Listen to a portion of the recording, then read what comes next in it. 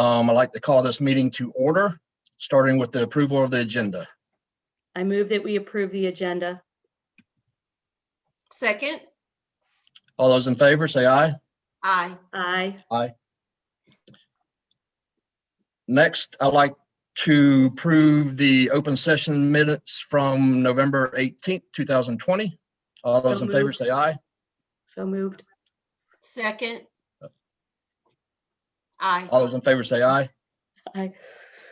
And next, we go to policies for second review, starting with policy 4-13. Good morning, and I can group these all together if it helps because they're all similarly situated. These went to the board on the December 1st meeting. There have been no proposed revisions from any stakeholder group since that meeting, and we would request that these be placed on the consent agenda for approval at the February 2nd meeting. Board I have have any no- questions, comments? I have no comments. Me either. Okay, so I move that we send 413, 414, 415, and 521 to the board on a consent agenda for the February 2nd meeting? Yep. Yep, okay, thank you. Second. All those in favor, say aye. Aye. Aye. Next, we go to policies for first review, starting with policy 1-7. Statement of non-discrimination. Okay, thank you. This is again part of our regular review.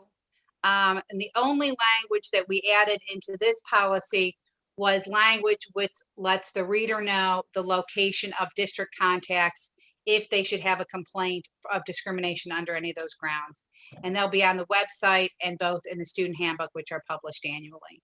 And that's the only change to that one. And we would ask that that go to the board for review on February 2nd as well.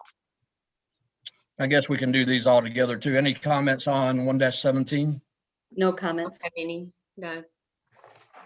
Next, we go to 2-19, contracts with the board. Okay, this was also part of our regular review, and the language that we added here was to ensure that cumulative contracts or change orders go to the board if they exceed $100,000.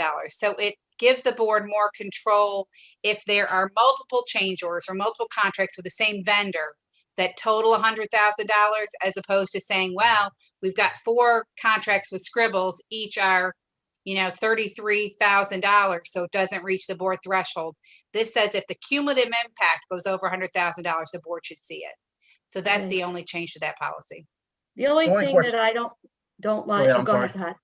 What? The question I had about the school level, the $5,000, does that have the same policy that applies to it? Could they do 5 and then another 5 in another month to the same vendor? Yes, it should have the same effect because everything goes through Shauna. We just wanted to make sure that the schools have kind of a threshold and aren't engaging in contracts. When I first came, we had some issues with schools engaging in contracts that were binding future administrations and were inconsistent with district level contracts. And this kind of makes them, it has to be a minimal amount for them to So- engage. Can we add the same language then down Sure. with the 5,000 that the cumulative okay. And then I think I brought this up last time, but maybe it was in my head. I don't like the limiting language for materials, equipment, and services. Can't we just say any contract involving expenditures in excess? I don't know why there's limiting language. The for materials, equipment, or services. I can't think of anything else, but I don't like limiting language. Sure, take that out. Or you could say including but not limited to materials, equipment, or services. It's just any contract that the school district enters into over 100,000 has to come to us. So the language would be any contract, including but not limited to those for Or you materials. can just, right, or you could just take out for materials, equipment, or Sure. services. Yep. Up to you. That's fine, just take that right out. All right, next takes us to policy 3-2D, classified personnel.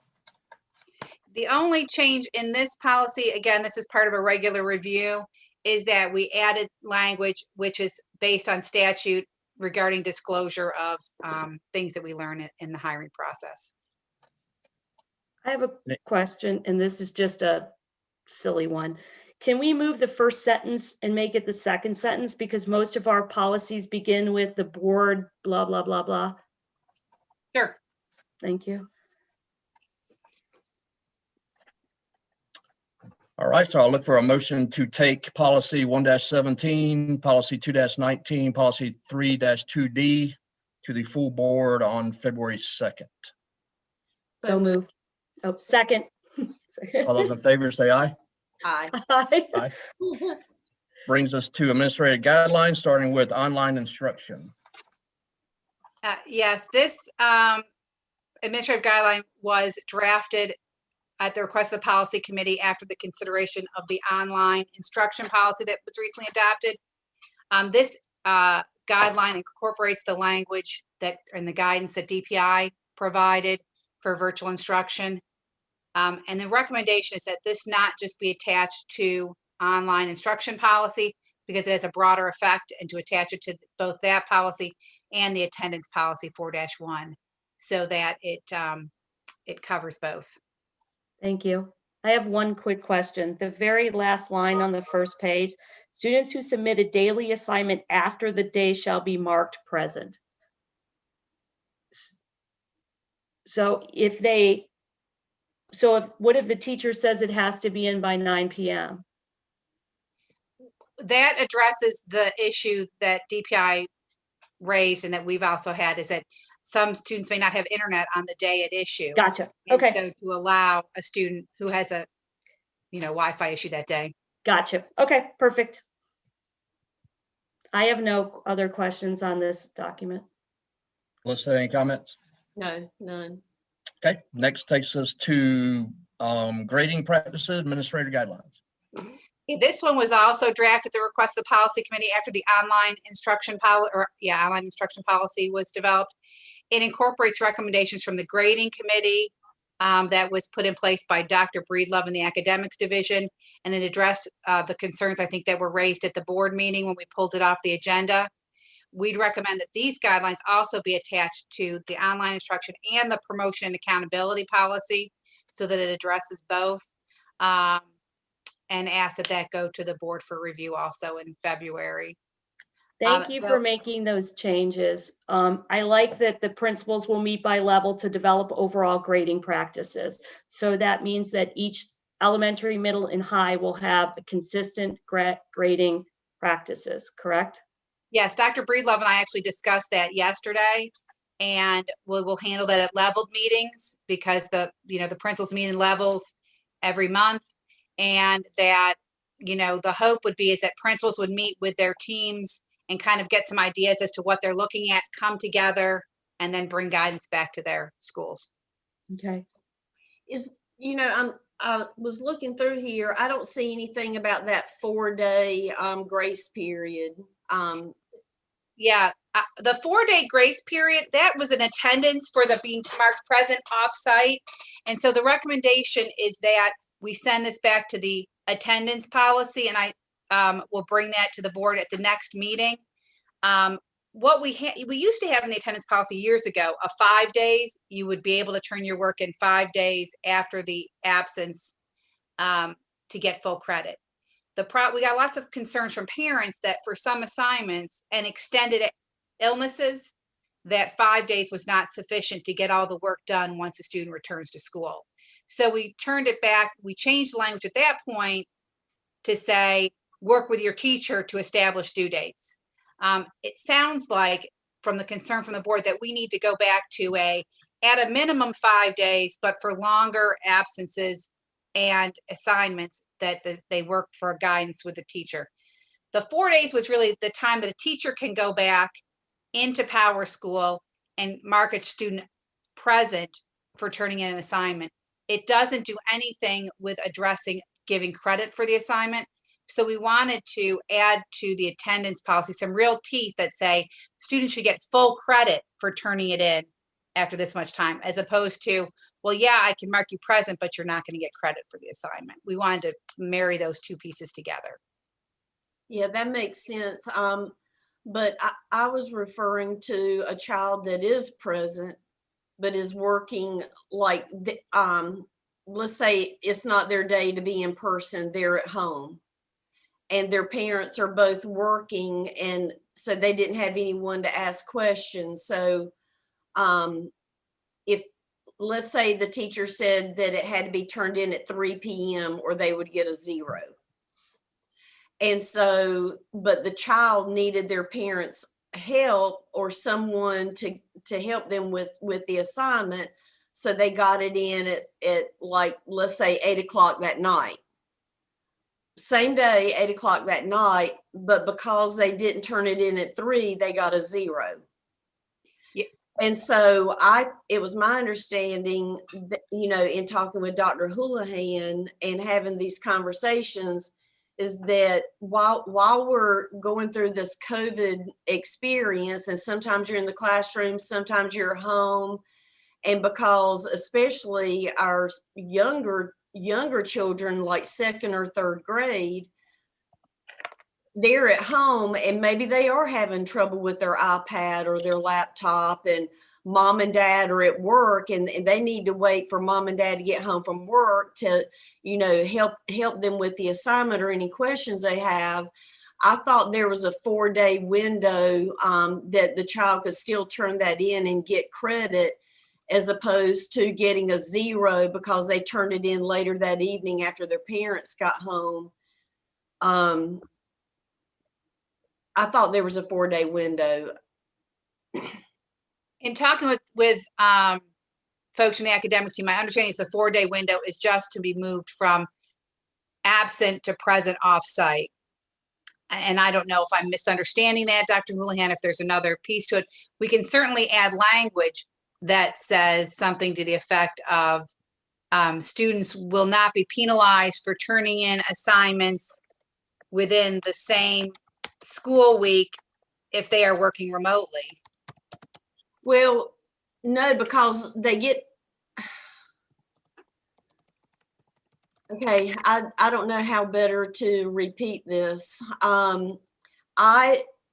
It was my understanding from the superintendent's office that during COVID-19, that students would be allowed a 4-day grace period to turn in any assignment not connected to attendance.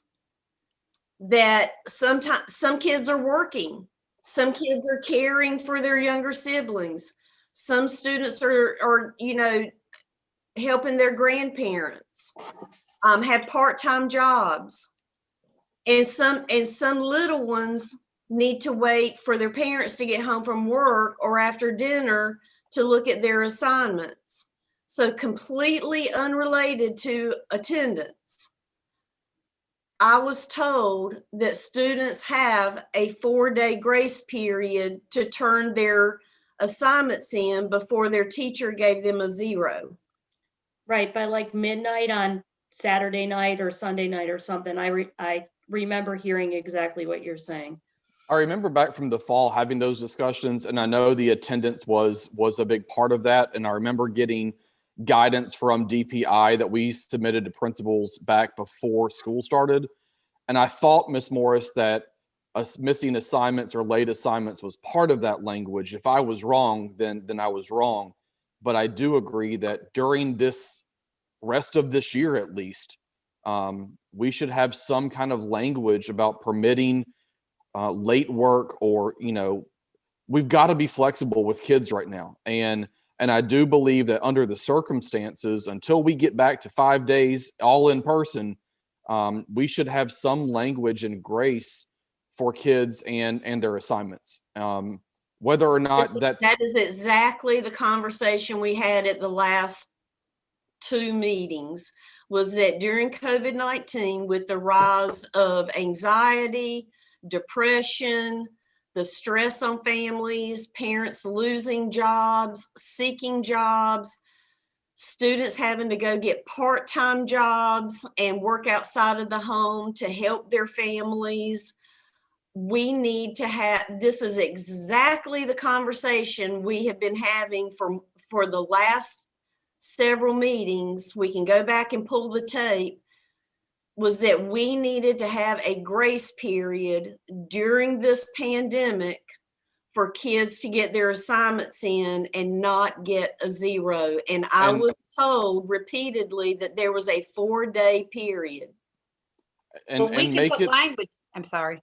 make it effective for the 2020-2021 school year. And we can revisit it if we need to when the school year ends for the next school year, if we're still under the same circumstances. But yeah, and Miss Merrill, I always believed and thought that the 4-day guidance for absences also included missing assignments. And But this and I had nothing to do with absences. Our conversations was about the anxiety, depression, kids having to go to work to help their families meet needs, and that during COVID-19, families are struggling, our students are struggling, and if they do the work within 4 or 5 days, they should not get a 0. So we can add language that says students will not be penalized for turning in assignments 4 days after the due date when working remotely or on their remote learning days.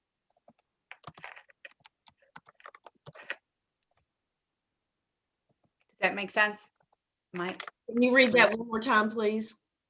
Students will not be penalized for turning assignments in 4 days after the due date when working remotely or on their remote learning days.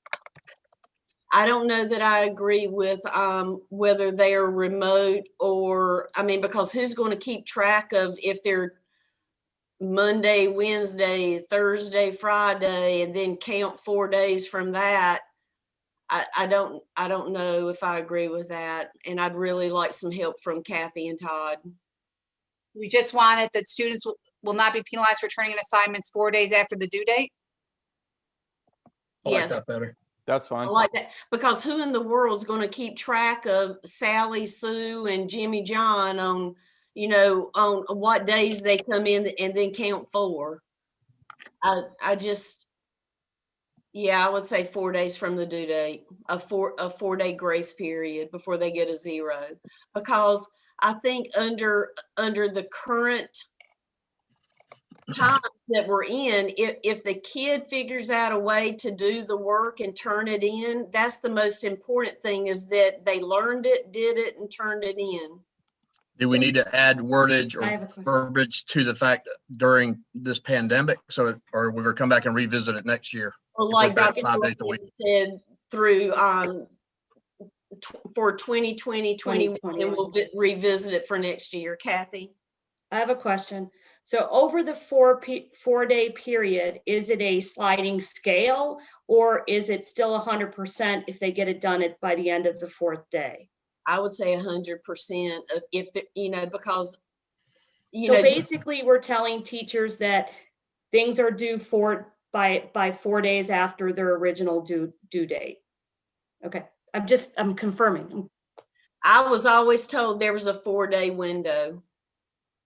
We've talked about this many times. Yes, we have. I said that And earlier. it was never connected to attendance. And it was never connected to whether you were face-to-face, in person, your day in, your day out. There was a 4-day grace period. And we have talked about, the high numbers of anxiety, depression, attempted suicides, parents losing job, and that we have to show these families and students grace. And so yes, we need to have this, because it happened just a week or 2 ago, and then nobody knew what was going on. Okay, I understand. I just had that one question. That was it. So the language will be during the 2020-2021 academic year. Students will not be penalized for turning in assignments 4 days after the due date. Thank you. Any other discussion? No. I just so I have 2 questions. Under the 1, 2, 3, 4th paragraph, teachers shall assess student performance. The second bullet is grades cannot be used as punitive measures for behavior or extra credit awarded for non-academic tasks. So can they get extra credit if they're going to their live lesson? Because that's what's happening. So I would say, is that a non-academic, that's an academic task, but why are they getting credit for that? If our attendance is based on one of two things, either going to the live lesson or doing the work. So that's my question. Are we good with that or not good with, I'm just throwing it out there. I didn't know that was happening, and maybe Dr. Houlihan has a better idea. I don't know how to answer that one myself. I personally believe that, I know, at least speaking for my own kids, if the expectation is that you attend the live session, then you attend the live session or do the work separately. I don't know if I agree with getting extra credit or extra points for doing that. Well, I just think that it goes against the administrative guideline that says you can do one or two things to be counted for attendance. Why are we then giving extra credit if they show up? I get that they should. In our house, they're doing it, but I'm just saying. But I what think, about the kid that had to go get a job to help get the bills? Right, again, or they had a doctor's appointment, or they had anything and they missed the live lesson. As long as they're doing the work, we should be really happy for that. yeah, I would make the assumption that it's trying to give kids an incentive and motivation for attending the live session, staying engaged, et cetera, et cetera. However, it could indirectly penalize someone who, for whatever reason, doesn't have the ability to do that. And I don't know if I agree with that or that's fair for that circumstance. So I would, Ms. Well, I don't Morris. know. Right, I don't know how to reword it. So I understand that they shouldn't get it for non-academic tasks. Totally agree with that. But I don't know how to. We could put something that says that extra credit will not be awarded for non-academic tasks, attendance, or other core expectations. Okay. And then I have one more. Is everybody good with that change? Yeah. Okay. The next one that I have is under the standard operating procedures for assigning failing grades.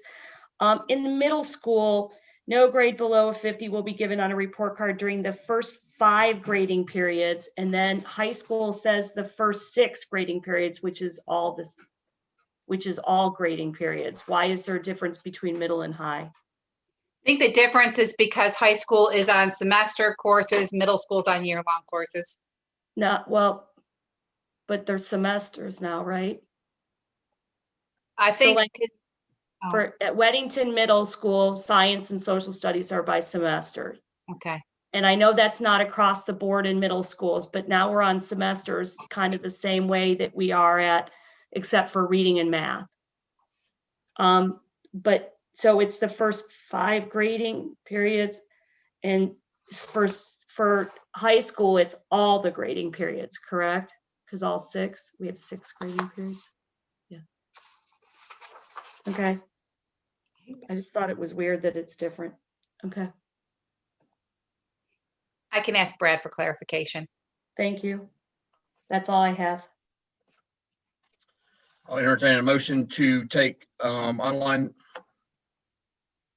instruction and grading practice administrative guidelines to the full board on February the 2nd. So moved. Second. All those in favor say aye. Aye. Aye. Aye. Next, we go to action items. Already mentioned policies for second review to the full board on February 2nd. And then already mentioned policies for first review to include online instruction, administrative guidelines, and grading practices to the full board on February the 2nd. And I have our next meeting date, February the 24th at 9 o'clock, and that will be a Zoom meeting. If there's not any other questions or comments, I'll entertain a motion to adjourn. Motion to adjourn. Second. All those in favor say aye. Aye. Aye.